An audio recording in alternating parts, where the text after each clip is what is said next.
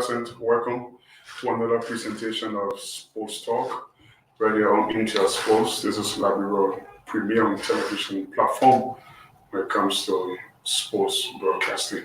My name is Ben on this late week of June, and Chris Walker is my mate for tonight.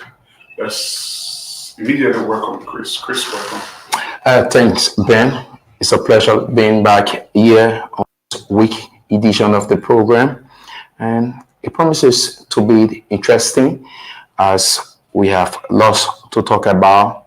Our national team, our under 17 team, departed and have arrived in Abuja, Nigeria for the second leg.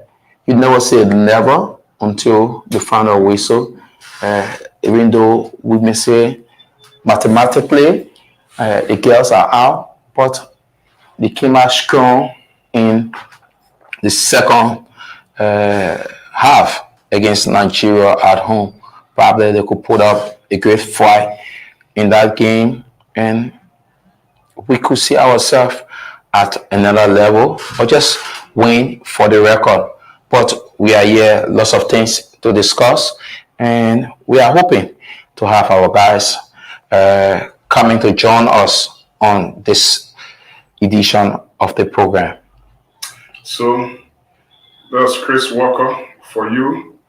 My name is Ben, obviously, and we really don't have a chance in Nigeria.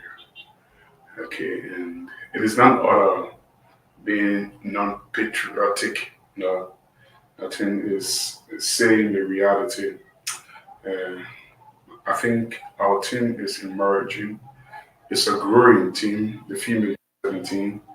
We see potential within the team, but we are unlucky to have a Nigerian team that have been to 6 of the last 7 U17 female World Cups.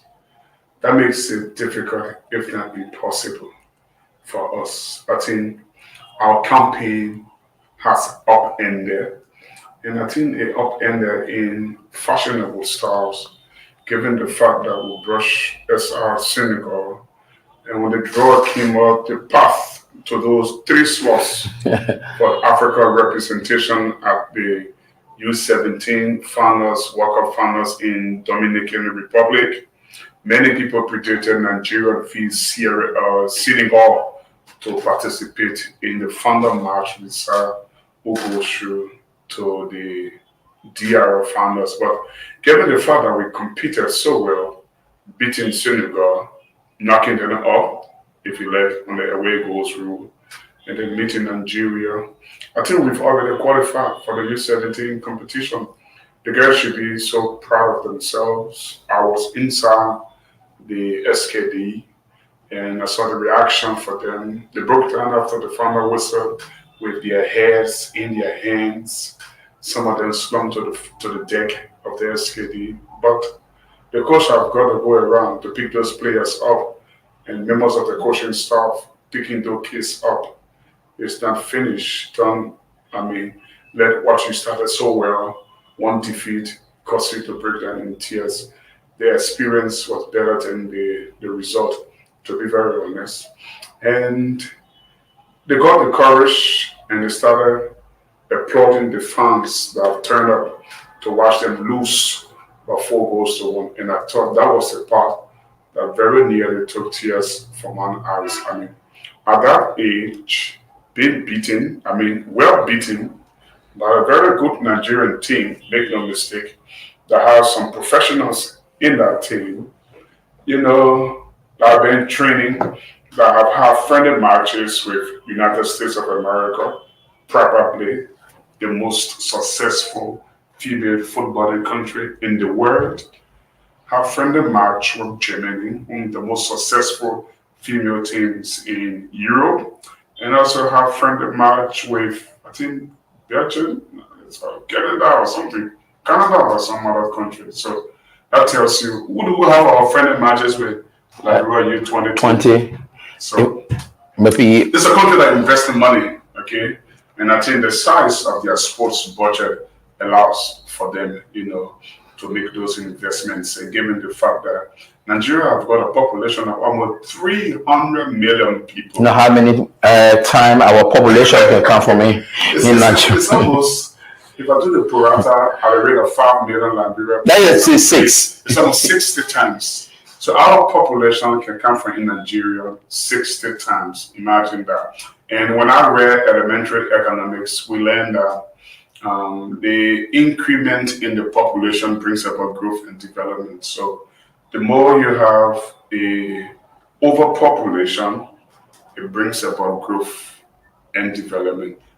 Our population is underpopulation, not even optimum population that is level up with the number of space and the number of people. No, we have an unknown population of almost 6 million square miles of 38,000.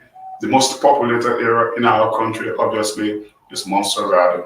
Most populated Montserrat. So a population around about 5.7 million, you have about 3 million descending on Montserrat and its surroundings. So that tells you. But if you were to go to Nigeria, take for instance, I've been to Abuja and I've been to Lagos. Lagos alone have got, the last time I was there was 3 years ago, Lagos have got 28 million population. Wow. So let's assume that the population has increased a little, somewhere around 30 million population in the last 3 years or so. So Lagos alone population is 6 times our country. So I don't think we should be discouraged. To be very honest. Like I said, Ben, we should not feel discouraged. That's why I said you never say never until the final whistle. Like Sekou the George's Modiba, he's a coach.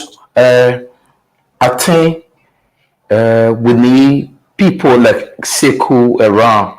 He has that influential power on his players. He motivates them. He consoles them where they can have belief. He goes to the press conference and sit and say, we lost 4. But I don't see the difference between my team and the Nigerian team. I disagree. Yes, but if you see the goals we considered, you understand it was because our girls, what do I say, they were afraid at certain point in time, the kickoff of the game of the Nigerians. They gave out the balls cheaply, they recycle the ball. But coming back into the second half, they push. They got that last minute return penalty. Nigeria scored, I think, just a goal in the second half. And you could see improvement. That was the same way they played in Dakar, in Senegal. It was 2-0. They came back from the break. They proved a consolation. And with that performance in the second half in Dakar, I said we could do better at home. But I thought we couldn't qualify. But the girls qualify. So going to Nigeria, I think we can do better in Nigeria. We can win. Put up a good fight. Give a good account. Yes, we can win. Because I think by this time, they were acting on video they saw from the Nigerian team. But now they know who they are going to play against. And the Nigerians themselves feel we are already qualified. Maybe they could feel so complacent. We have 4 goals. We have already qualified. Or let's just say 3 goals because they score 1 goal. So 3 goals. And the girls could probably surpass Nigeria.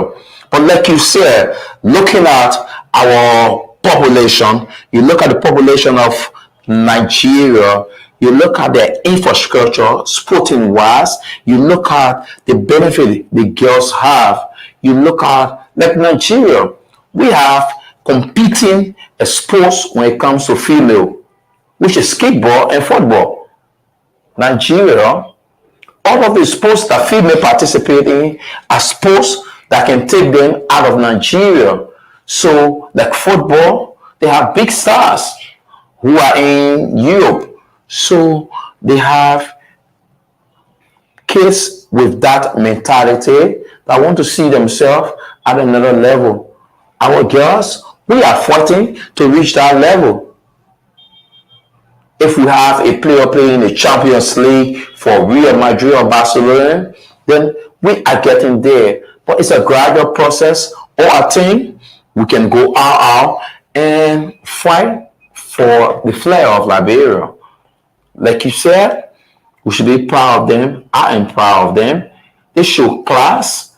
They were not massively beaten.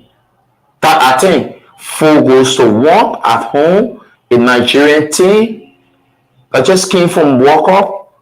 I think we were not massively beaten because if you look at the physical morphology of those Nigerian and players and ours, they are far better than us. We expect to receive nothing less than 7-8 goals. In time pass, if it were our the last time a 6 years back, we have been taking the first game over 10, but we took 4 from a very good Nigerian team. So Security Judges Modiba has done well with this team. The LFA has done well, but there are other issues we will discuss. We have an interview with him just before leaving the country with his team. We'll bring that interview to you also.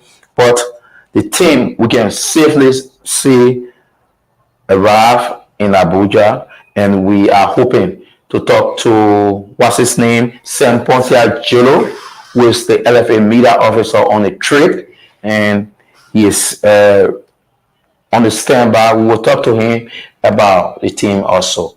Yeah, so that's one of the lineup. We're talking 17 football female category, to be specific.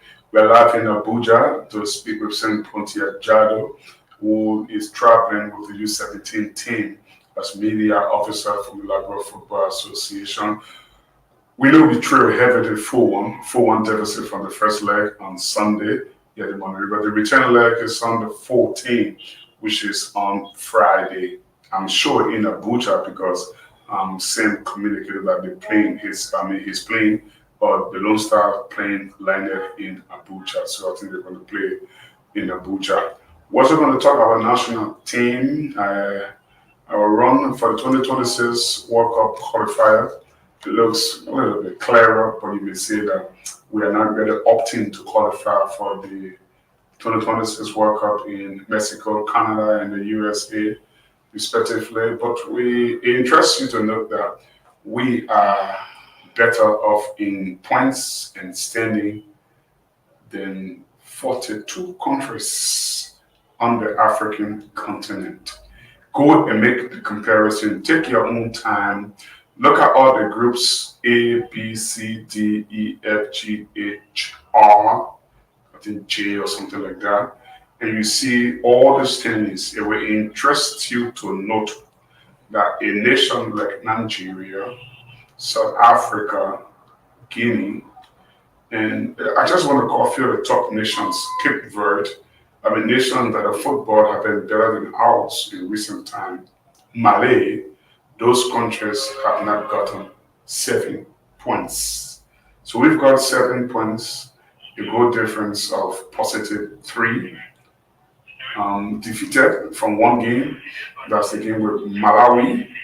And you will agree with me that we gradually try again. I know much still needs to be done. The team still looking shaky, not playing very entertaining football, not shrinking more than 5, 6, 7 passes, which would be a national team at that level. But everything is going to come. I think the team improved the game yesterday with the Olympic team. I saw them completing at least 5, 6 passes, chasing play. I saw that short video. 9 uninterrupted passes. Okay, so that shows that there can be room for improvement. So we'll talk about that.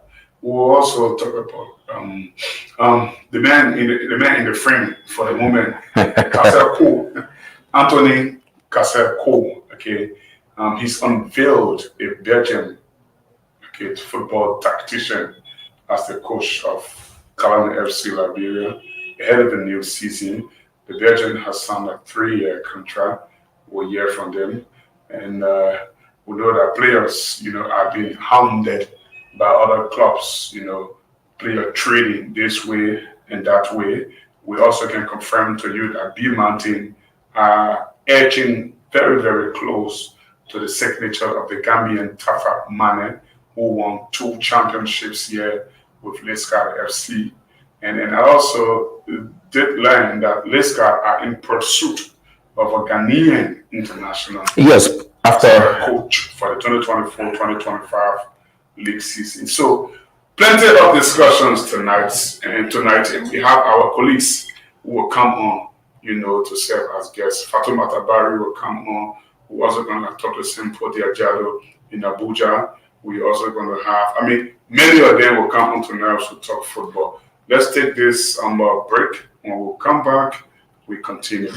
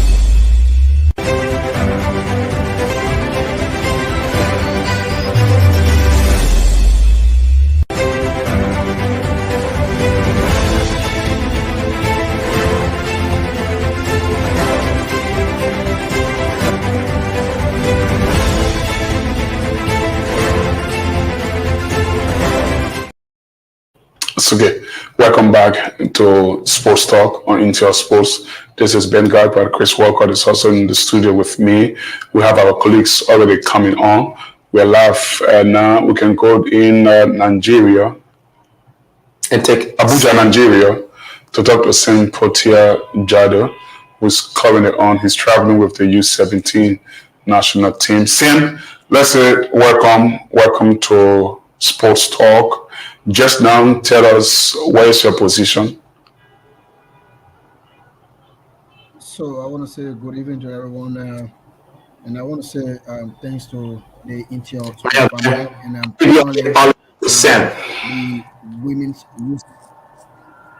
the women U17 national team is currently in Abuja, Nigeria, and we arrived this evening at 4:55 in Nigerian time, because Nigeria is ahead of Liberia an hour. So we are currently in Abuja.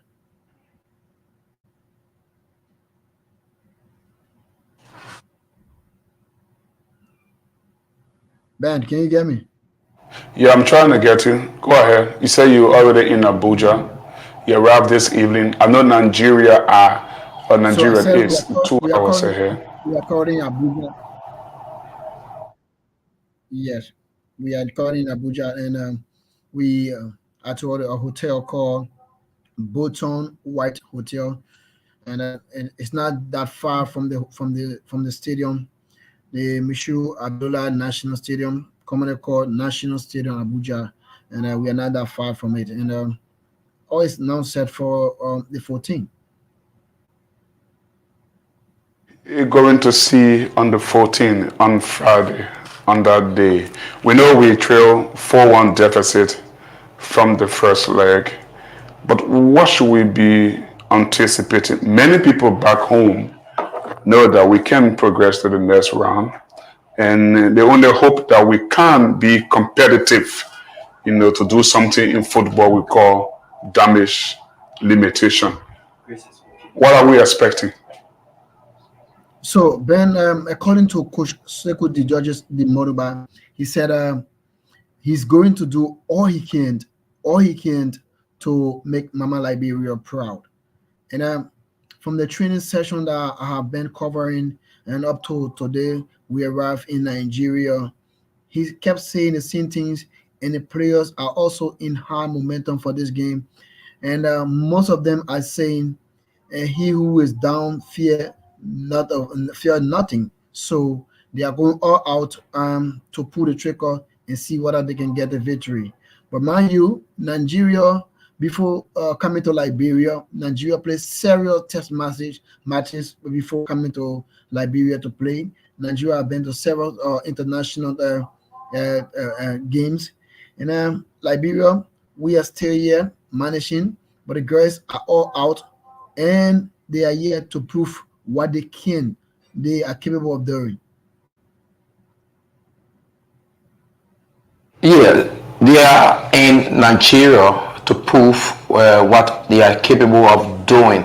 You try talking to few of the girls, and how they feel after that defeat at home? Now they are going away. How do they feel?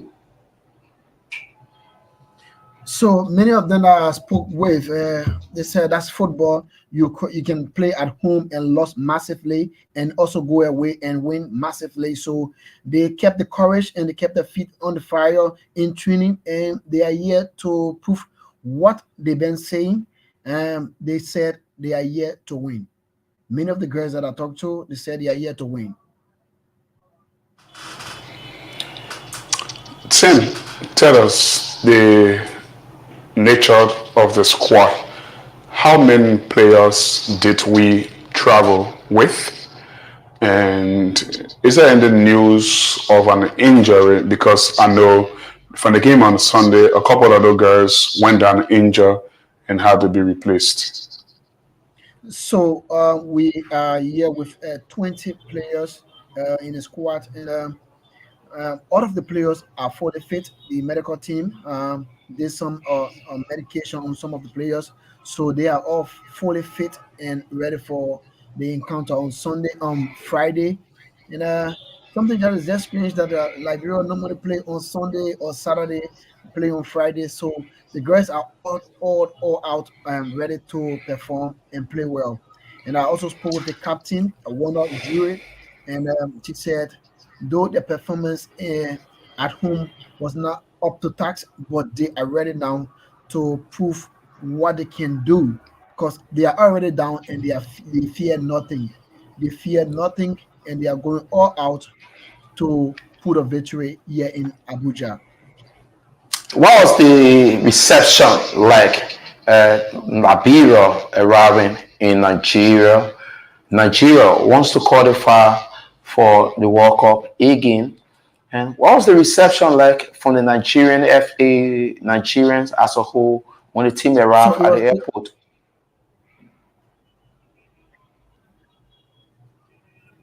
it was very friendly. I must admit, I must congratulate the Nigerian Football Federation. It was very, very, very friendly. And when we arrived at the Abuja airport, and all of the securities, we were not tortured. We were preserved and placed well. Managed to get to our bus, and the Nigerian FA sent a federation bus and two buses and another jeep that was also responsible to take in the head of delegation and our technical director Doko Wisa, who is on the trip also. Kevin Bayo is on the trip as the head of delegation, and we drove to our hotel with a police escort and directly to the hotel, and we were well welcomed by the hotel receptionist, and we were placed into our various rooms. And as I speak to you, the guys are downstairs and having dinner. And next, the coach is going to have meeting with the girls and for tomorrow activities. So the team landed today. Obviously, we're going to have one whole day in Nigeria before the game. Can you confirm that the team will train on tomorrow and at what time? So the team will train on tomorrow, but as I'm all step here right now having the conversation with you, and so I cannot say whether they will train in the morning or in the evening until I get back to the coach. But I am sure that they are going to train on tomorrow for the game on Friday. Yes, a former footballer. What sort of responsibility is on your shoulder when you travel on a team or with a team on a trip like this, and you have to start with a deficit of 4-1 away from home?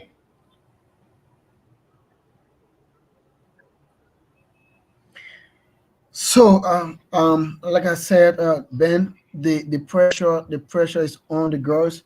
I must admit that the pressure is on the girls, and also believe in me that the pressure is also on Nigeria, because one, they are playing at home. Two, Liberia is already down and they fear nothing. They are coming all out.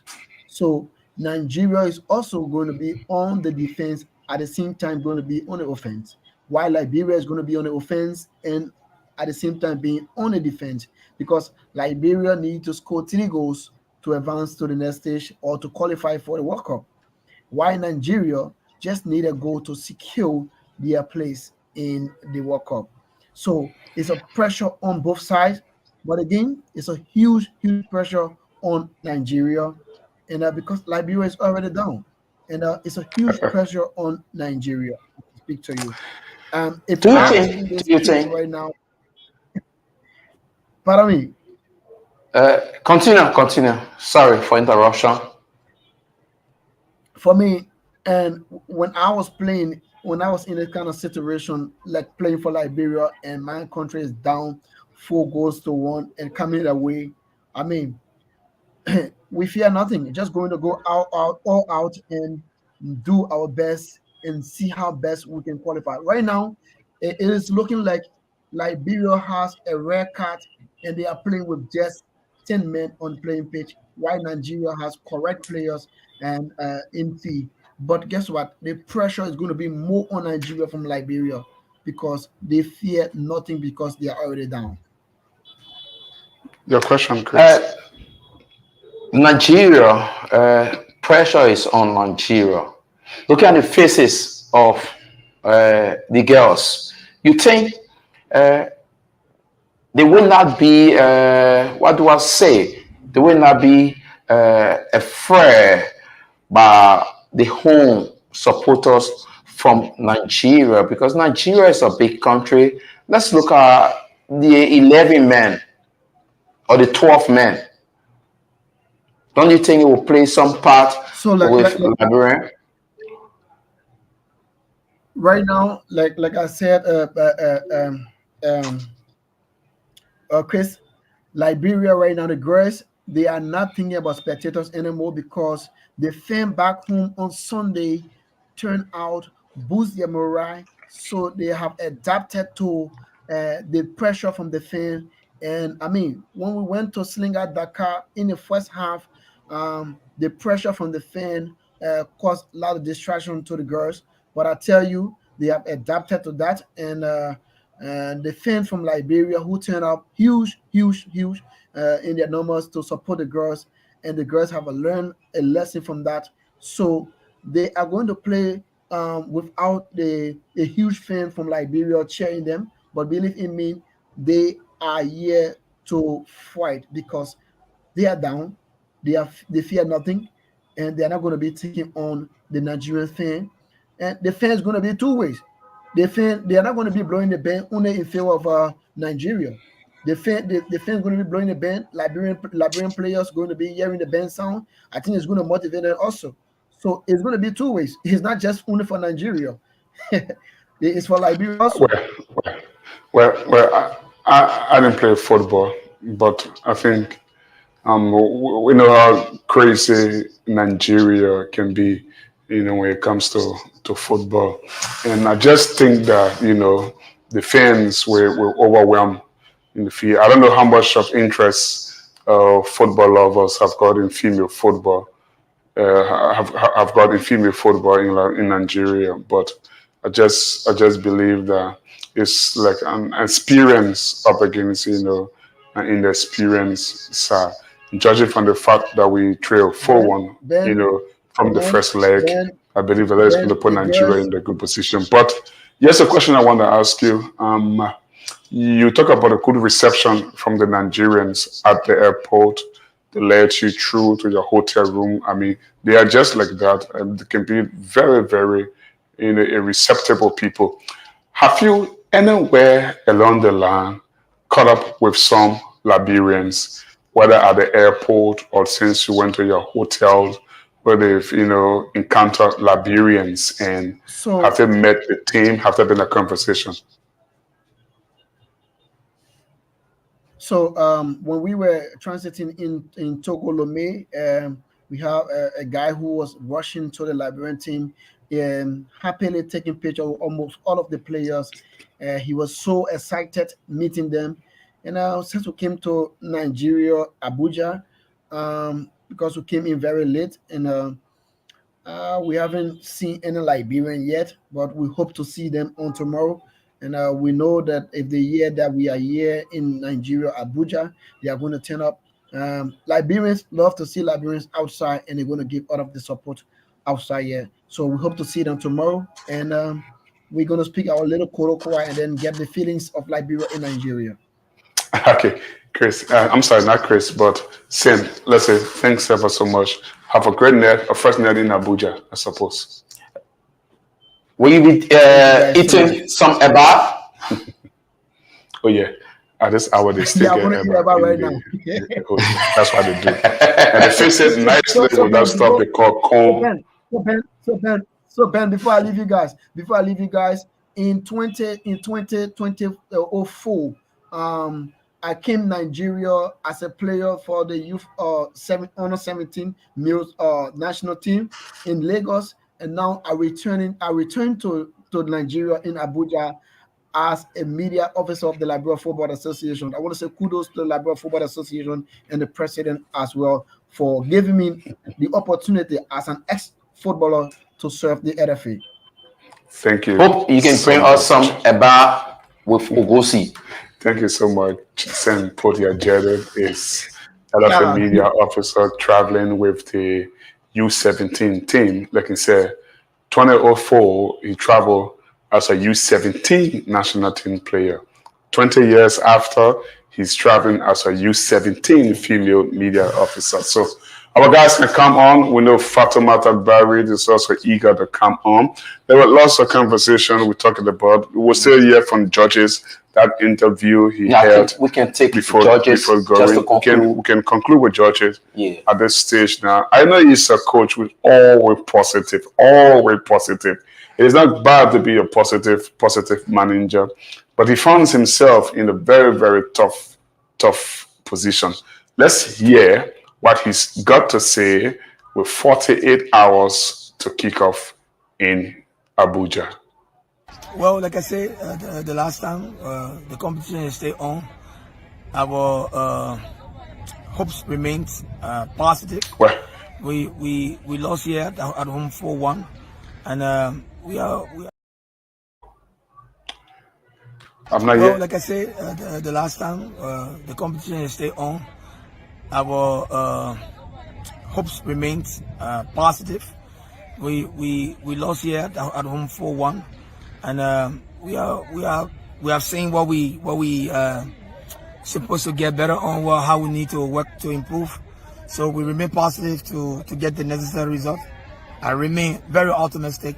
The second 90 minutes will determine who's qualified to the World Cup. No, we don't have injuries, and the team is good. We're in a good shape. Despite the loss, but I'm grateful that everybody in Liberia saw the game. People were very impressed, and we have been able to show the level of progress we're making within the squad. So I mean, it's a good thing for us. Like I said, we're very prepared. Man, we went back home. We were able to see all of the things that we need to work on and improve, and to make a good comeback. So we remain very positive with our heads up to make a good comeback in the second leg. Yeah, I mean, it's a normal thing. It's good. We'll have 11 players starting match, and the other 7 will be on the bench. So 18 players will be in the shirt. There will be other 2. So we have enough players to be able to face the fight in the second leg, and positively bring the result for the team. Again, I'm asking every Liberian to be a part of this process, and also I'm giving my heartfelt gratitude to the president of Liberia Football Association and all our world wishes. I mean, Liberians were here the last time sharing the team, which I appreciate very much, and I hope that will continue. Well, like I said the last time, Well, stick with the judges' model, but very, very positive. They held the game with Nigeria U17, so Liberia start at the 4-1 deficit. And same day said they should score 3 times. No. Here is the prorata. Liberia must score 4 times at least if they have to have a chance of progressing to the next round. We can now swing the pendulum to different conversation. We know that Anthony Kaseko had a press conference on today. He unveiled Yesterday, and he unveiled a Belgian coach who signed a 3-year contract to take over Kalana FC Liberia. There are already news that the team will be changed to Facel FC in the coming weeks, if not months. The new league season is going to start around August, September or so. But as a team in the first division, always started splashing on cash to bring some players. Let's get thoughts of that press conference from Kaseko. There you see picture pictures. We cannot from have there from the that press unveiling conference. ceremony.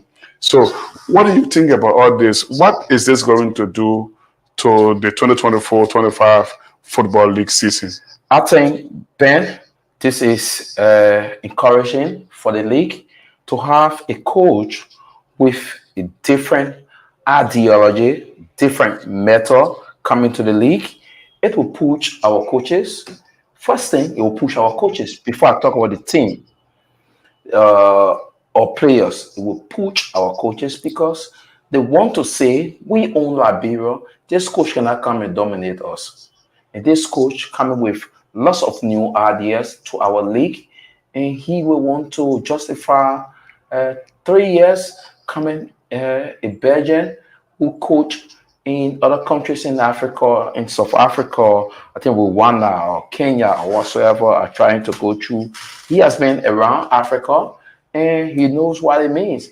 It is possible he could call players from South Africa, from Kenya, Rwanda, who he has worked with, to come and beef up his team. But I think this is a huge boost to our league. The last time I can remember a foreigner or a white or European or, let's just say a white collar coach in our local league was around 2000, 2002, around 2000 when they had this team, Moro FC, with the guys from South Africa and England and FC AK also.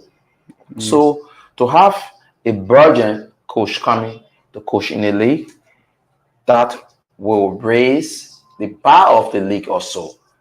Having this coach coming, and if he wins the league or go to a major final, that will push other clubs to go for foreign coaches. Like now, Tafa Mane came with Liska.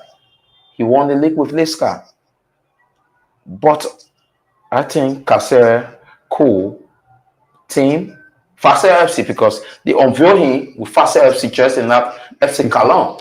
So I think everything has gone through, just left with the LFA now to agree or to accept in the system this team name Facel FC, and we all will start calling it Facel FC. But as it stands, it is still FC Calon to be called Facel FC. But I think it will do good for our league. It will push our players because they have a new coach, a foreigner. Everyone wants to justify their inclusion. Everyone wants to prove to the coach. And other coaches want to prove that you cannot come in this league and win this league or root us. Because I heard one coach saying, you guys want to bring a foreign coach. When we put all tactics against him, he will speak Kru. And I'm like, why he will speak Kru? But football speak one language. That's good for our football. I just laugh because how much of influence the local coach, their meetings will have on the failure of a foreign coach. All around the world, the foreign coaches dominate. When, in fact, in the history of the Premier League, no English manager has ever won A Scottish have won it. A French has won it. A German has won it. An Italian has won it. Portuguese and Spanish, have all won the English Premier League. But the league has been hosted already in England, and the England manager has won it. If you go in Germany, there are more foreign coaches that are very successful, okay, than the local coaches that are there. You also have to consider when you go in France, over the last 10, 15 years or so, you've got foreign coaches coaching teams like Paris Saint-Germain. You have Thomas Tuchel, you have Mauricio Pochettino, and so forth. And over the past year, those coaches have been very, very successful. So there's no guarantee that the local coaches have got meeting or summits, if you like, is going to suppress or stop the foreign coach from succeeding. What I think is that the foreign coach is going to get a lot of backing from his employers. Okay, he's going to be heavily backed in the transfer market. He's going to get the players that he wants and so forth. So what that tells you is that the league is going to be competitive. I agree. Especially when you have more foreign coaches coming, how much of money they have to spend. B Mountain have got good spending. They bring in Tafa Mana. We're hearing this guy wants to push for a foreign coach. I know Freeport FC also has a foreign coach in Aframpon, the Ghanaian. So it's going to be a competitive Apoma. Yeah, it's going to be. I think he's a Liberian Ghanaian because he spent much of his time in Liberia. He's a Ghanaian, so it's going to be a very, very competitive league. But again, if the red investment is being put into the Belgium, considering the way in which Corona FC Liberia wants to line up, the ambition they have, obviously they're going to have the advantage, going into the league season, even though being a foreign coach and investing a lot of money, it doesn't guarantee success. But that puts you in an advantageous position than the other clubs. But we'll see how it pans. But what I just want to ask you is that what is that going to tell the OSAC world out there? I mean, lots of times some people have been saying the league is not competitive, there are too many match fixing, and they sometimes say, the FA is not credible and all that kind of thing. But you've got a foreign coach in the league, you get other forein coaches coming, investments are being made. Also foreign players. So who wants to invest their hard-earned cash into a process that is not credible? I think this speaks to the fact that the league is credible. I think, like you said, it speaks to the fact. But looking at how matches turn out at a certain point in time in the season, people will have to come up with these allegations. And that can only be bad when it is investigated and the truth come out. And match fixing, like the last time the president of the LFA sat on this program, he said it's something that is hard to deter. It takes years. When Juventus and other Italian clubs were punished, it took years. They were punished for offenses they carried out years before. So I think it speaks to the fact that we can do better. And I was just trying to look at, he coached in Kenya, he coached in South Africa, he coached in Libya. So it tells you he's not just any kind of coach he's been in Africa that's coming to Africa or coming to Liberia for the first time to say he's coming to coach. And because he's not well known, he wants to make his name in Liberia. So he coached Raul Sports of Rwanda. He coached AFC Leopards of Kenya. He coached Black Leopards of South Africa. And he also coached El Iliad of Libya. So he's a well-known coach. He's not just that kind of coach. So what it will bring to the league when our club or FC Fasel, once they invest and they qualify to CAF competition properly, his mentality will change. Because I think people always talk about our league.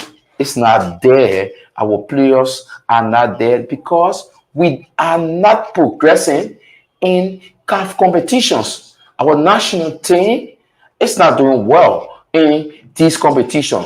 So if you have a club with Facel, with the Belgian Army, and his team wins the league or the cup and go as far off the group as the group stage, then people get to know that our league is doing this. So I think it is time we do things differently.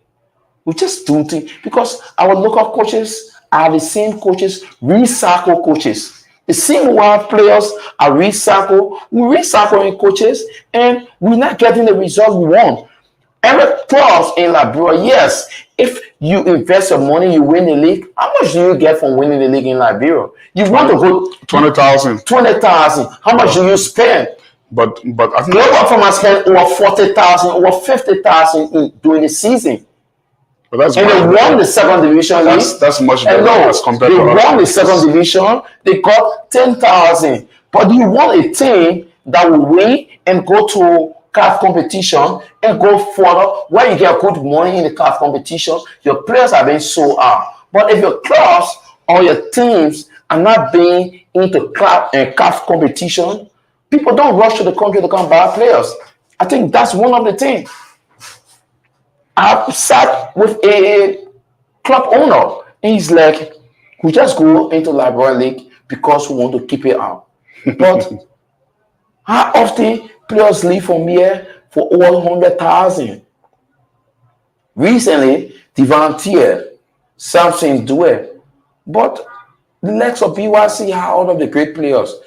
Clubs out there, because our clubs here are not doing well, they want to take players free. The players have 3 years contract with your club, and you come and say because he wants to go to Rwanda to play in 1 second division, or he wants to go to Serbia, he wants to go to Belarus. He comes with his family baking. That's his opportunity. So please allow him to go free. Come on. I think for me, I absolutely disagree that players should be leaving from here and going free. It doesn't happen like that in other African countries. I know for sure in Nigeria and in Ghana, what the guys do is they've established contacts with European clubs out there, and they allow the players to go on trial. When the players impress, they take the player on loan and they give the club some money. And then they pen a documentation that if this player is being sold, to a bigger club for this amount of money or for this amount, then this is what you're going to get. So they do it on the percentage level. So, for example, Marco Essien, there's a vivid story that is all over there in Ghana. So he left, he went to Bastia. So while with Bastia, there was a deal signed between his club Bastia and the club he came from. Was that Liberty Professional? Liberty Professional. Yeah, Liberty Professional. So then Liberty had not had their own stadium. No, they not had their own stadium. They not had their full facility as a Premier League club. But Essien was a great asset for them. So while playing at Bastia in the second division, then Olympique Lyon moved for him. When Olympique Lyon moved for him, there is always a small token that is given to Liberty Professional until Chelsea came knocking. When Chelsea knocked to pay £24.5 million in 2005, obviously that was where Liberty Professionals make their money from. They got 30 some more percent from that deal. They got 30 some more percent from that deal. I think they got 7 million, something like that. When they got that 7 million, boom, Liberty Professionals started investing. Then they will go on to sell one other guy, Asamoah, were playing for Juventus. Okay, they will go on to sell Asamoah to Juventus and so on. And then they will go on to establish their infrastructure. Today they have their own pitch and the club is booming in the Premier League. So we have to do these things very cleverly. Sometimes it's not just about, the player coming and the parents. No. I mean, you sign a professional contract. I mean, you've been paid in the process. You are the asset of the club. The club, football is business. It's not just scoring goals. Do you think we take football as business in this? No, it's business. We don't have the resources. We don't have the funders to invest in a way in which you consider it as business. But you can take the player from Liberia and you say, the player, I beg you, let me go because my mind part depending on me. No, that's not business, okay? Some of the club's presidents allowed it because, they want for there to be a cordiality. But even these same players, when they go to Europe and play, and they come back, they don't even look in the club president's face and say hello. They don't, because their head have got swollen up. Now they are playing in Europe and so forth. Sometimes when their contract break or there and they can extend any further, they come back. When they come back, you don't have to face to meet your own employers and say, oh, I still want to play for the team, or can you hire my services? So it's just like that. I mean, the bottom line is that our population is small. We don't have money. The economy is so slack with respect to finances. So a lot of things are supposed to happen, not happening. That looks about it. Michael Essien sale to Bastia, later Lyon, Chelsea, boom. Professional, Liberty Professional began the Premier League club. They've got all their facilities. Today, they are treading on that and still sending players to Europe. That's how it's supposed to be. Okay, but we will not spend all the time on this. And you made a point where you say the deed has been done. It's only left for the FA. To change your club name in Liberia, I think it's around about 100, 200,000. I'm not too sure. Don't want to speak to the figure, but the club has to make a request to the FA that they want the name to be changed. Okay, and then they pay the fine. Yeah. Okay, a certain fee. When the fee has been paid, and then the club name is being changed. It's just as simple like any other thing. It's simple as shutting this computer down and closing it. Just as simple. Once you get the money to pay for that for that service, which Kaseko, but talking about Kaseko, there's a situation that happened on Sunday. So let's go at the SKG. Just before you come into that, we will talk about it, but we have an audio where Kaseko and video spoke to journalists after the game on Sunday when Liberia under 17 national team play Nigeria. He accused the FA of refusing his offer. So let's bring the video. Also, we have a video of LFA President Mustafa Raji, an audio that we attached a photo to it, and we edited it, reacting to Kaseko's statement. But first, let's bring you Kaseko addressing the media on his claim against the Liberia Football Association. That's 100% correct. I make communication, verbal communication. I have the record on my phone listing. I called, first of all, I discussed with the Vice President for Administration, Sekitone, and I told him, and ECP Wala Giant, that I wanted to make a contribution to the under 17 team of $5,000. I told him I want to make a contribution, and he said, "Oh, that would be great. But the best way to do it is to talk to the women football head, which is the third vice president." And I was even giving the women football head number because I didn't have her number. I was giving her number by Paywalla Giant, and I gave her a call and I told her that I want to make this a contribution to the team, and she said, "Okay, I'm going to get back to you." And unfortunately, she got back to me, referencing me to discuss with the SG, the deputy SG. And I called the deputy SG, and he told me he was going to call me back. After a while, when I talked to him, he told me to go back to the third vice president. And I went back to the third, I called the third vice president, and she didn't answer my call. And they just decided not to return my call, and decided not to pay heed to it. You know, we understand the FA, and some of us are opposition, but at the same time, this is about Liberia. We are not talking about our political differences. We are talking about motivating the girls financially, so that the girls financially, so that they can be able to perform for our national team. So I believe that was some of the hindrance in giving us such a result today, because of full support. These girls need support. They are doing perfectly well. If you can see the game that was played right now, the girls really did good. They really fought for Liberia, but at the end of the day, because of the poor substance, the poor financial support that is going to them, they are not going to do what they're supposed to do. So we are asking everyone at the FA to desist from such habit of not allowing stakeholders, somebody that is a permanent citizen in this country, that mean well for football, whenever they decide to contribute to Liberian football in whatever way. Let's put aside political differences and let's accept their contribution. It is not Mustafa Raji against Kaseko or Mustafa Raji against anyone. It is Liberia business.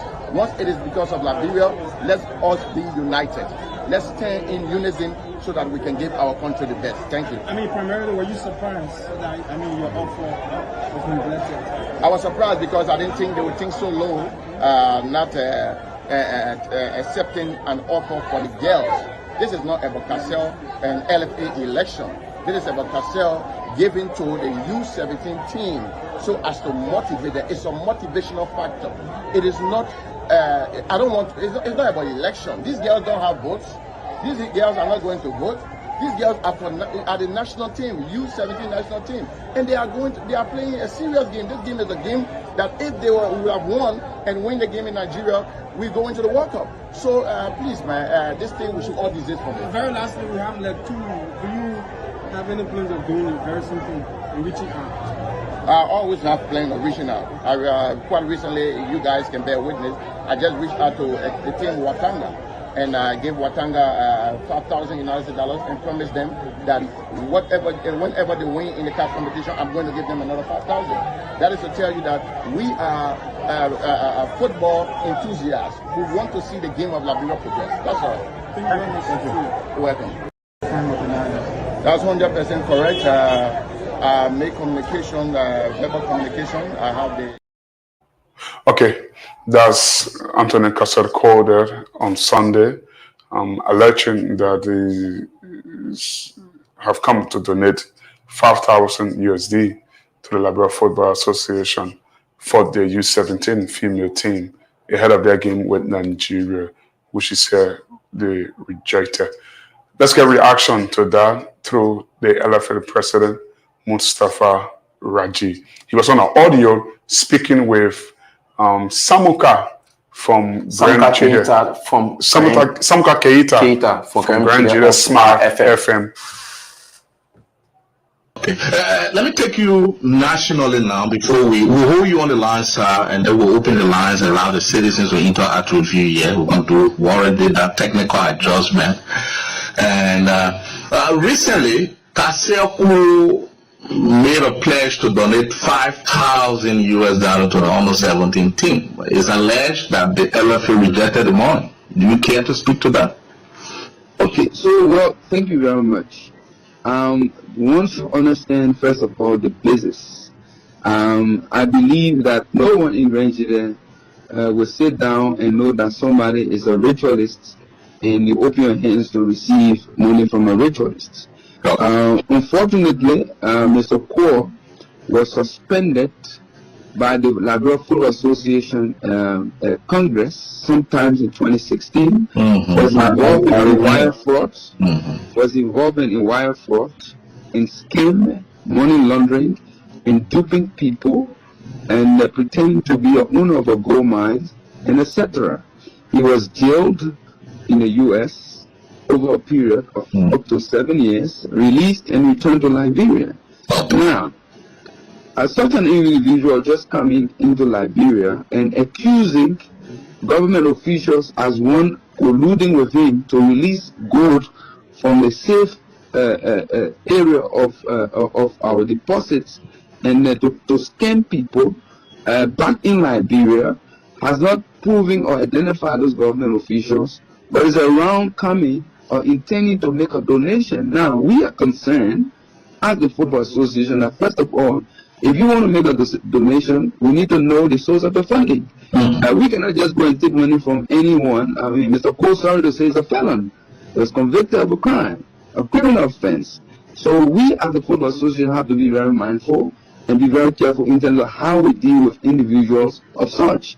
We cannot open our hands to just take money from anyone because you are hungry. I mean, there's a saying, they say, not because I'm so poor, and then I should just go to anyone and take money without knowing the source of funding. So I'm trying to be very careful in terms of what we do and money that we have to take from people. So again, to Liberians who are out there, the Football Association in good faith thought that if Mr. Cole intended to make any donation to the Football Association, he needed to come to his headquarters to make a first of all understand his source of funding before we can be able to accept such amount from him. Okay. Let me take you nationally now before we'll hold you on the line, sir, and then we'll open the lines. Okay, we'll hold that Mustafa Raji responding to It's not going to be alleged now. No, it's not alleged. Cassette Coles claim that he was donating 5,000 USD to the U17 team. Let's go. Do you want to go first? So let me go first. The first issue, Cassette Cole said he wanted to donate to the U17 team, and not the Liberia Football Association, but the team. And his plan, I think, of coming to donate to the U17 team came as a result of a call by the Liberia Football Association president, Mustafa Raji, that Liberians should turn out with support for this team that initiated the likes of what's his name, Thomas Twe, alias the original countryman, to give over 200,000 plus 25 back arrests. Bernard Hurricane and give out 1,000. Representative Menza King, and I think gave 200. People started. Meman Bridge. Menza. 200 too. Yeah, she came and donated. So Cassette, a football stakeholder, an owner of a team, come and made a call and say he want to make a donation. You listen to him. He said he spoke with the first vice president. He spoke with Paywala Giant. He was given the third vice president number to speak to her because she controlled women football. And I think it was a good thing on his part because it is all about Liberia. The national team is not for the LFA, it's the Liberian people thing. And if you call on people to say, come out and support, allow a support for anyone. But why would they start to push him around? Because that's what he said. He tried calling Jody. Jody called him back and said, oh, speak to the Secretary General, the Assistant Secretary General, or the Acting Secretary General. He spoke to the Acting Secretary General, and he came back and said, call Jody. And you start to pushing around and not telling him the reason why you don't want him to give to the team. The money was not intended for the use of the LFA. It was intended for the team. So probably, like he said, it was his motivational package to the team. This same LFA of the executive committee came out and said, if the team win, they will give them 5,000. So you promise to give 5,000. The president, including the executive committee members, promised to give 5,000. Here is a stakeholder, Cassette Cole, coming and say he wants to give 5,000. You don't want. He is not saying if the team win. He wants to give it to the team before the game, and you start to pushing around. So let's go to Mustafa Raji's statement, and this is where I have a very strong feelings on this issue. Mustafa Raji was asked the question, is it true? And he admitted that Cassette came into the country, he wants to give money. The LFA will not accept money from people without knowing the source of the money because of Cassette Cole past record. Agree, he has a past record outside of Liberia. If it is in Liberia, but he was convicted out of Liberia in America. He came back home. He was free. He served his term. But he's a Liberian. He's been passing around. He came to this country. He bought a football team. He wants to give. Now, Mustafa is saying he wants to know the FA will not just accept money from people without knowing the source of the funding. Why do you want to know the source of the funding from a citizen who wants to give to the national team? Because you say government is not supporting this team. Everything is on the LFA. So he wants to support this team. He wants to give the girls something that they can feel motivated going into the game.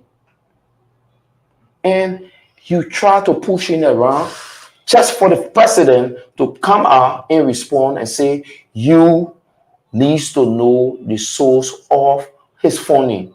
Do you know the source of other people who brought money to this team and you accepted? Yes, LFA, FIFA are clear on such a matter, but this is about the national team. That's why you do not want interference. FIFA, CAF don't want government interference. So it's the government who sponsor the team. If the government is not sponsoring the team, citizens own the team. So Kasser now wants to donate, and you preventing him asking for the source of his income. So what's the source of Benana Euro income? Do you want to go to how Benana Euro got his first money, or what? Do you want to go to how Tato Tue got his money? So you have a mobilization committee. If you go and the mobilization say they are launching a dollar rally, so they Sogo who came and check Ben phone and so and come and say, oh, I want to give $5. Will you ask that Sogo how much, where you got your money from? So you want to know the source of your money? I think on this one, the LFA, Mustafa Raji, slipped. I will say he slipped on this one. The national team, or whatsoever national team, is for the Liberian people. So if someone come out and they want to give money to the team, it's for the team. It's not for the FA. It's not going to the FA core. It's for the team. The players, the coaches will share that money. So my thing is the LFA slip on this one. And what I wanted to say equally so. So Agree Kasser in 2016 got suspended because of his conviction. But he came back to the country. He bought a team and he has attended 2 congresses, 2 of the Liberal Football Association. He voted in 1. Why didn't you stop him and say you were suspended in 2016 because of XYZ? But you incorporate him, he goes to Congress, but now to accept his money, you tell us, say, you want to know the source of his money. But yet instead you are saying he got suspended. Okay. Are you okay? Now, I'm Ben Gagba. Most of you know that I work with the Liberal Football Association. But on this platform, we do a professional job. And to be professional is to be honest. And to be honest is to say the truth. And the truth is, a truth lies in between explanation A and explanation B. You talk a lot, and I see you siding, with Kasser. It's your right to do so. But I'll discuss a few issues. I will just discuss some of the things you said. Government not supporting the national team. At no point in time did the LFA say government not supporting the female national team. The junior national team. No, but when you were in flight, listen keenly. So we have to have a respectful conversation for the benefit of our dedicated guests that are out there viewing. So at no point in time, the government has said that LFA has said government not supporting the national team or the female national team. No. The chief spokesperson of the LFA is the president, Mustafa Raji. What he's done is to have always called for more support. He's always craved for no support. He said the support given by government to women football is fewer. Take for example, government just rallied around 80-some thousand to buy plane tickets to fund the girls' travel to Nigeria. They also did that for the game with Senegal. So those are support, but it may not be as massive as they are supporting the male national team. So let's get that right. The president did not say government not supporting the female national team. No. The president did say government supporting female football, but the support to female football is minimal. So he already requests for more. Let's talk about the national team, not for the LFA, like he said. The national team is not code for the LFA, but the national team is the property of the Liberian people. It's owned by the Liberian people. supported by the national government and managed by the national team, by the Liberia Football Association. To some certain aspect, the managing an institution or the person, it has some sort of effect on the way the person behaves. Okay, so the FA have got to manage this thing, and so they will know how fundings come in. I'm not too particular about Mr. Cole wanting to give $5,000. What I see here is that somebody is wanting to score a goal on something, right? What has happened if Mr. Cole has gone to the team manager, the coach, and the playing body and said, oh guys, as a football stakeholder, I want you to win Nigeria, so I've come to give you 5,000 United States dollars. What would happen? I'm not too sure that the coaches, the players, the manager, the team manager were going to refuse the money, or we're going to make any call up to the higher up, say, oh, Mr. Cole gave us money, should we hold it? But this Mr. Cole, man, who bought a football team in Karan FC, Liberia. You know what I'm saying? And the team plays in the division. So I just think that, a political goal wanted to be scored in that case.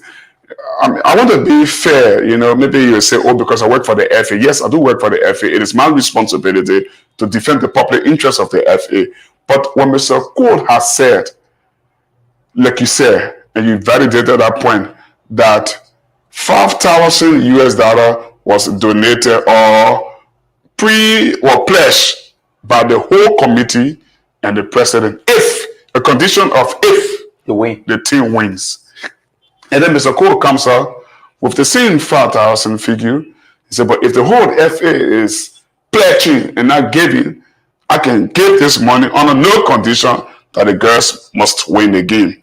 Now, there is no form you have to fill in to make donation, to a group of players or the technical staff of the team.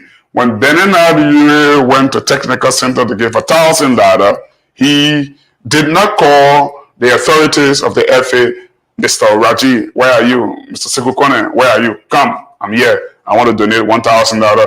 I think Benetta Yure even pledged $1,000, and no pledges or supports were given in the absence of the president, the vice president, the second vice president, the third vice president. Let me just interrupt. You have to give him. You can't interrupt at this point. No, you won't interrupt. You are saying something. No, you won't interrupt at this point. Trust me. I want to inject something. I want to inject something you just said, that there is no Benin and Benetta Yure did not call anyone from the No, I didn't say anyone. But I said, yeah. So Sekou Kone, who was the first vice president, I made inquiries to him when this came up, and this is the text he sent to me. No, I won't respond to that text here. You spoke and listened. You have to give him a chance to speak on this issue. You are not doing justice to the audience who following the show. No, but Chris, you haven't doing justice, Chris. Okay, Ben, Chris, you spoke, and I gave you a chance to speak. Go ahead. And also, so you must give me a chance to speak. Go ahead and speak. So you interrupting. You have to be safer to the conversation. You have to apologize to the viewers. No, Ben. There's nothing to apologize on. There's nothing to apologize. Go ahead and speak.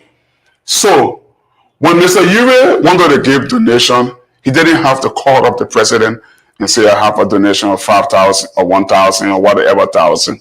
The donation was made, I think, at the technical center. Coincidentally, the OCM movement heard that there's going to be a national team playing, and the FA was craving for support. They gave 25 bags of rice, and they gave 200,000. They walked to the FA headquarters and said, this is our contribution. So my thing is, if Mr. Kasai Cole wanted to make a donation, he didn't have to call the president or the vice president. He would have given the donation to the national team and said, oh, you guys are playing. I came on the camp. If you win, you can get this. But let's say this to you. Football must come with fairness and integrity. It is within the creed of FIFA. When there was situation about corruption into football, the FBI got involved. They rounded several people up. They didn't say crime wasn't committed in Liberia. For example, Ben Garba didn't commit a crime in Liberia. He committed a crime in Guinea, and so he cannot be punished in football for the crime committed. If that was the situation, I don't think the LFA was suspended Mr. Core in 2016 when he had the situation. When Michel Platini was arrested, he was arrested by Interpol for allegation of corruption. Danny Jordan and other guys, they were arrested in America. The FBI were involved, and they ran a lot of them up because of what? Fairness into sports, integrity into football. Today, the football House of England is investigating Man City over 12, 13 years back. The huge financial spending into the game of the Premier League. They didn't, express their income. Okay, they take sources of income from somewhere and they understate what they are spending within the league. That is a huge fraud. And today, if they found guilty, they are going to strip City of several other Premier League titles. So I just want to make this point. But we are one. We should work in the interest of football. If Mr. Cole has good intent for football, I think he will have made a donation without getting the higher ups involved. It feels to me that he wanted to score some political point. And that's why the president has to respond in the way in which he responds. So talking about the investigation, Kalona FC has what they call article of incorporation. It's a whole institution. Why if somebody from Kalona FC, the manager or so, have come and say, oh, Kalona FC is donating $5,000, to the female national team, under 17 national team? Was that really going to be an issue? I don't think so. And you talk about Zobo giving money. You don't just take donation from anybody. I'm going to repeat on this over and over. If you took this basket outside and say, oh, put money in it, myself, I made a donation. I think I gave 400 or 500 that day. If you take a basket in the street and you put the money there, so Kaseko will go in the dressing room and get the money, or get the money to anybody, so get it for 5,000, the Kalon FC interest or the Kalon FC donation. I think it was some, a better donation than they say, oh, I want to give this. Let's call the president. Let's call the vice president for them to make a donation. It just sounds political. Ben, I don't think the first thing, I don't think he was calling the LFA president or the vice president to say, you people come and sit while I do my donation. But there were calls made. He made calls. He made calls to them. Express his interest. No. You should have made the donation without making any call. So when the Zobo gave their support to the basket that went around, they didn't have to call the FA president. So when you don't pass the basket around, you can take the money. When OCM make the donation, when Ben Ure made the donation, Ben Ure took the donation to the team camp. That's when he gave the donation. He made calls that they wanted to do this. And that's why I was about to read a text from the vice president, Sekou Konen, who acknowledged that Benetta Ure placed a call to him, and that was how he arranged with the technical director and the team manager for them to go and make the donation. So my thing is, Kase was never in the wrong to call her us to say, I want to do this. If he had just walked to the team camp and say he comes to make a donation, I think that was going to be very wrong on his part. What makes it wrong? That you just walk to the camp without telling anyone to say you want to. Chris. And if he walks to the camp without telling the FA, and once the FA gets to know and say, no, it's never wrong. Money. Chris, it's never wrong. Chris, don't it's never wrong. No, this is never wrong. On this matter, the LFA, Mustafa Raji, a good friend of mine, slipped by saying he wants to know the source of his income. Because he's the chief spokesperson of the LFA. And he's accountable to the LFA. He's the chief spokesperson of the LFA, and he's accountable to the FA. And he must make report for the FA as chief spokesperson. So did he ask for the source of Benena Ure? But obviously he did say to you that Kaseko was suspended in 2016. So you accepted him at the LFA Congress? He was accepted at the LFA Congress to give financial support. He was accepted. So he was suspended. Why did he go? The same Congress to give financial support in 2016. He went to the same Congress to give financial support. 2018. and 24 to give financial support in the name of Kaseko. You don't make that statement and say when you commit a crime in Liberia, you cannot be punishable in football if you on the I'm not US. saying You you cannot be punished. I'm not saying. No, you're saying the offense was created in America, and so you got free. You got free. Yes. So it means that so in football, we should be talking about the issue of the money being refilled. No, but you brought up all the issues. I've never at any point in time discussed about Kasser being incarcerated and in prison. Because Mustafa Rajin, listen. Mustafa, who is the president there, indicated it in that audio with Samoka. He indicated it in that audio with Samoka. That's why I brought it up. Chris, you know I don't talk about Kasser and his incarceration and so forth. I believe those things are personal issues. I believe my conversation should be treated on football. So I'm only discussing football issue. I'm telling you, football too. You have to give him a chance. You have to give him a chance. He's the chief spokesperson of the LFA. What he says is a policy. I can't tell him what to say. You understand what I'm saying? I can't tell him what to say. So what he says is policy. You can go and make a story about it. You can make a point about it. You can make issue about it.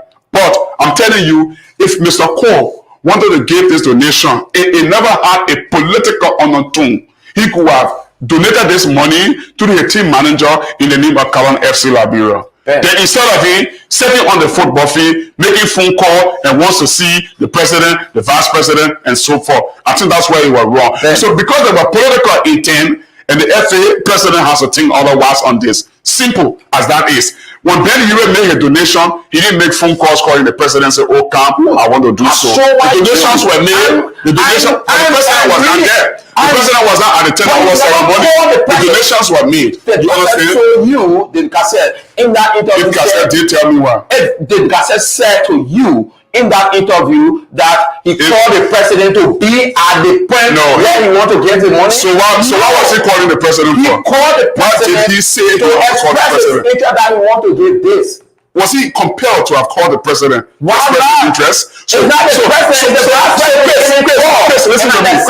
Chris, let's make common sense of this. What if Kalon FC Liberia had donated 5,000 to the national team? Wasn't that making sense? What if? Wasn't that making sense? No, wait.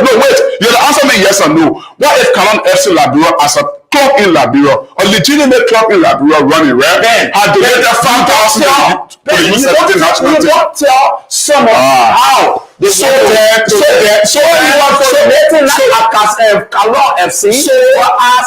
do you want to micromanage the FA president when you don't tell somebody how to donate? But why do you want to micromanage the president wants to know you can manage someone income before you accept money for the national. Similarly, you cannot tell Kasa how to make a donation. I do agree, right? Yes or no? Yes. You can't tell Kasa how to make a donation, right? Equally so, you can't tell the FA president what to say. Then we'll close on that matter. It's not about what to say. No, but it's about the national. It's about you now micromanaging somebody. This is not good for the show, to be honest, Chris, to be honest, this is not good for the show. You making it look like that, Chris, you made a point. I didn't say anything. When I was talking, you started flaming up. No, Ben. You made a point. I didn't say anything. We should not be talking together on the show, Chris. This is not good for the completion of the show. To be very honest, we come there with independent minds, and you get too many dedicated people watching the show. You make your point, I was silent. I made my point. It was okay. We were just supposed to move on. I didn't question any of the points he made when you were talking. Yeah, but Ben, why should I not question some of the points when I know this is it? I'm just saying to you, I may follow up. And Mr. Corner said this to me. And you say, Ben and I, you had never placed a call. And that's where I'm coming to you. You are saying, and you are saying also, Mr. Garba, you are saying Kasser should have used his team. But who did so I'm asking you. So if Kasser had used a team, was it good or was it wrong if he had used a team? Ben. So do you also understand that I'm trying to predict that there was a political undertone in this donation? So who determined if it was a political undertone or not? Who determines that? Yeah. From the situation that play up. Because I could have used Kalon FC as president of Kalon FC, tell my team manager, give my guest 5,000 USD. On no condition whether they win Nigeria or not. Even in that audio, in that press conference he made, he's not supposed to mention that the executive committee member promised 5,000 and they not giving it, and he giving it. No, he never mentioned that. No, he mentioned it somewhere in another press conference. He mentioned it somewhere. In that audio, Not in this one. He mentioned it elsewhere that 5,000 was promised if the team win. And the president says so because the president knows very well that they will not win Nigeria. And so he promised 5,000. Did you hear that other audio from Kaseko? You want to be biased. He did say so. I will not lie on Kaseko. Kaseko said that the FA president and the committee promised 5,000 because they knew that Liberia cannot beat Nigeria. So they pledged 5,000. So meaning he was not going to spend the money. So I say to you, there looks to be a political undertone. So Kaseko wants to express himself to say that I can spend 5,000 without even the guys winning or losing. And so I will go and spend 5,000. And before I spend the 5,000, let me call the president, let me call the vice president, let me call the superintendent, let me call this. Martin is cleverly done. Take it in the name of Karan FC. Karan FC team manager comes to the national team and say, oh, Karan FC donate 5,000. Ben, you don't tell the guy. As simple as that is. So if you can't tell you how to do a donation, can you say how the FA president should respond to that? Can you? Ben, can you control that? This is the government of Liberia property. Okay, you are telling him on Monroe, we've got to go. And the conversation should not be like this on the show, to be very honest. But probably we had a fruitful conversation. You know, we've got to go. Chris and myself, we had it exchanged in the last 10 minutes or so, which is now good for the completion of the show. But I hope we're going to meet here again next. And next time will be on Friday, on the day when the U17 female team take on Nigeria in Abuja. My name is Ben Yaguba. Chris has been here with me. Let's say good evening, boss. That's the beauty of the show, Ben.